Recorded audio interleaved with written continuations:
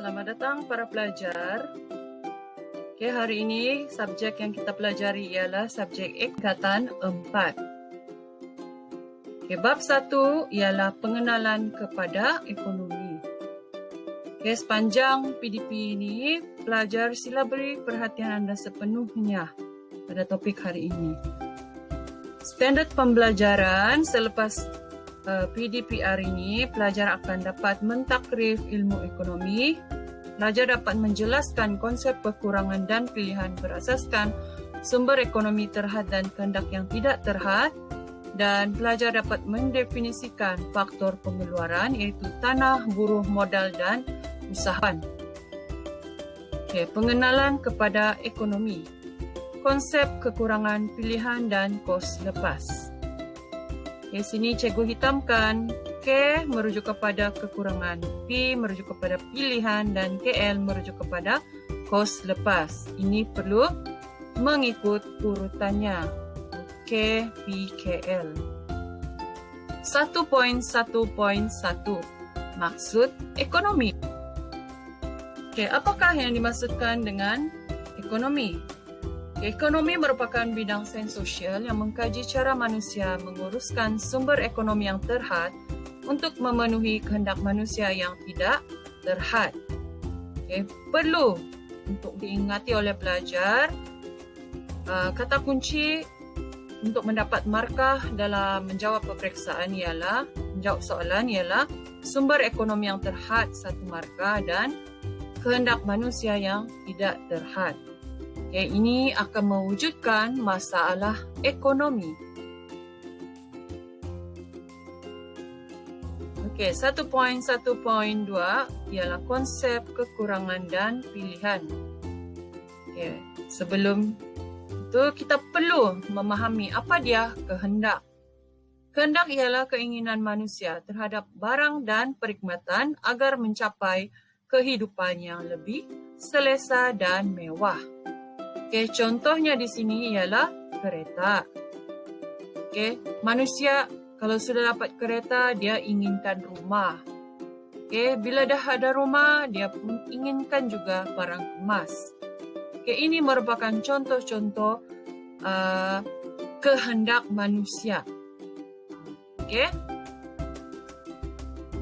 Tetapi masalahnya, kehendak ini tidak boleh dicapai oleh manusia sepenuhnya kerana kita menghadapi kekurangan.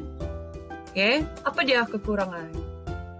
Keinginan manusia yang jauh melebihi apa yang dapat dihasilkan dalam ekonomi dengan sumber ekonomi yang terhad. Contohnya di sini ialah kekurangan dari segi wang dan mungkin dari segi modal. Sumber ekonomi itu kita akan jelaskan seterusnya.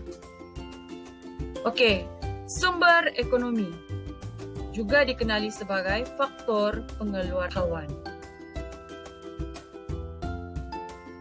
Unit ekonomi pula. Unit ekonomi ada 3, iaitu 1, isi rumah. Isi rumah menghadapi masalah ekonomi. Masalah ekonominya adalah dari segi kekurangan upah. Kedua, apabila isi rumah menghadapi kekurangan dari segi upah, dia perlu membuat pilihan. Pilihan isi rumah perlulah untuk yang memaksimumkan kepuasan. Apabila isi rumah telah membuat pilihan, akan wujud kos lepas. Kos lepas ini ialah barang kedua terbaik yang terpaksa dilepaskan untuk memilih barang atau perkhidmatan tertentu. Unit ekonomi seterusnya ialah firma. Firma menghadapi masalah ekonomi. Yang pertama, dia menghadapi kekurangan dari segi faktor pengeluaran. Apa dia faktor pengeluaran tadi? Buruh, tanah, modal. Akibat daripada kekurangan, firma terpaksa membuat pilihan. Pilihan dia ialah yang dapat memaksimumkan keuntungan. Akibat daripada pilihan firma, maka akan wujudlah kos lepas. Kos lepas ialah keluaran kedua terbaik yang terpaksa dilepaskan. Masalah ekonomi yang dihadapi oleh kerajaan pula ialah kerajaan menghadapi kekurangan dari segi sumber hasil kerajaan. Sumber hasil kerajaan ni ialah antaranya adalah kutipan cukai. Akibat daripada kekurangan, kerajaan perlu membuat pilihan.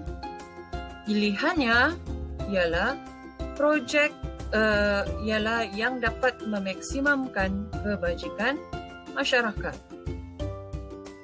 Akibat daripada pilihan tersebut, maka wujudlah kos lepas. Kos lepas ini ialah projek pembangunan kedua terbaik yang terpaksa dilepaskan.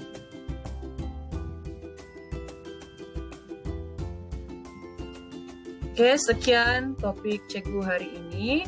Untuk topik seterusnya, cikgu akan menerangkan contoh-contoh bagi setiap masalah ekonomi yang dihadapi oleh unit-unit ekonomi isi rumah, firma dan kerajaan. Sekian, terima kasih.